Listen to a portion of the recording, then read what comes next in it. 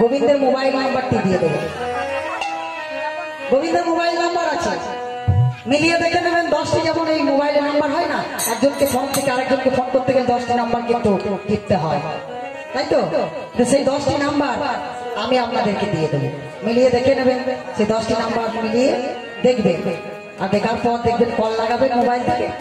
খুব busy line মা, খুব ব্যস্ত লাইন, কিন্তু বারবার বিজি বিজি বলবে। আর বিজি বলতে বলতে, ব্যস্ত বলতে বলতে কখন যে ফোনটা লেগে যাবে, তখন নিতাই গৌর হরি বল করে কথা হয়ে যাবে। এখনই বলবো, তাহলে বলে দিই শুনো। গোবিন্দের মোবাইল নাম্বারটি হচ্ছে, গুনবেন কিন্তু ঠিক মিলছে কিনা, 10টি হচ্ছে কিনা। প্রথমে হচ্ছে 0 0, তারপর হচ্ছে 16, আমরা বাঙালি তো বাংলাই বলি, 16, তাহলে 3টে হলো, 3 2, কটি হলো? 5টি। তারপর হচ্ছে 9 6, কটি হলো? 7টি হলো তো। তারপর হচ্ছে 3 1 0, তাহলে হলো কটি?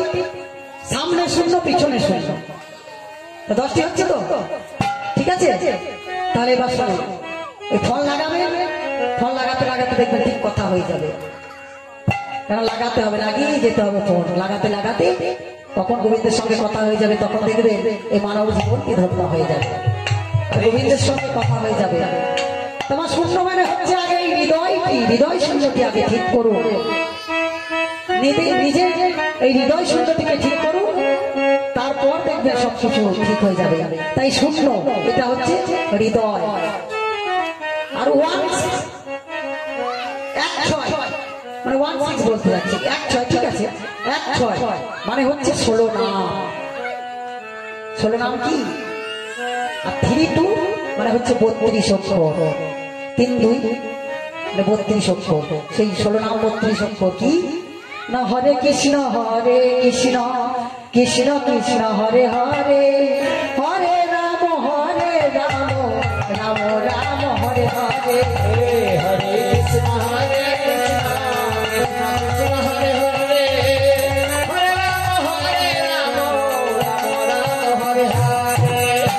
এইটি হচ্ছে 16 নাম 32 অক্ষর। তাহলে হলো কটি? হলো তো মিলছে, 5টি হয়ে গেল নাকি? তাহলে আছে 9 6, 9 হচ্ছে নবধা ভক্তি হলো। আর 6টা কি? 6 ঋতু, কাম ক্রোধ লোভ মোহ মদ মাৎসর্য। এই তাই তো বলছে হরিনামে বসে, এই যে হরিবাসনে বসে হরি সংকীর্তন শ্রবণ করলে ওই করতালি দিতে হয়। কেন বলুন তো? কারণ আমাদের শরীরের মধ্যে যে কাম ক্রোধ লোভ মোহ মদ মাৎসর্য আছে, সেগুলো ঠিক পাখির মতো। গাছে রাতের বেলা যেমন পাখিরা বসে থাকে, গোড়াতে গিয়ে যদি আপনি করতালি দেন, দেখবে পাখিগুলো উড়ে যাবে। ঠিক সেই রকম আমাদের দেহটি হচ্ছে একটি গাছ, এর মধ্যে ওই পাখিগুলো বিরাজ করছে। তাই হরিনামে বসে করতালি দিলে সেগুলো দূর হয়ে যাবে। তাহলে হয়ে গেল 7টি। আর থাকছে 3, 3 হচ্ছে ত্রিতাপ জ্বালা। ত্রিতাপ জ্বালা কি? আদি দৈবিক, আদি ভৌতিক আর আদি আধ্যাত্মিক। এই হচ্ছে ত্রিতাপ জ্বালা। তোমার আদি দৈবিক কি?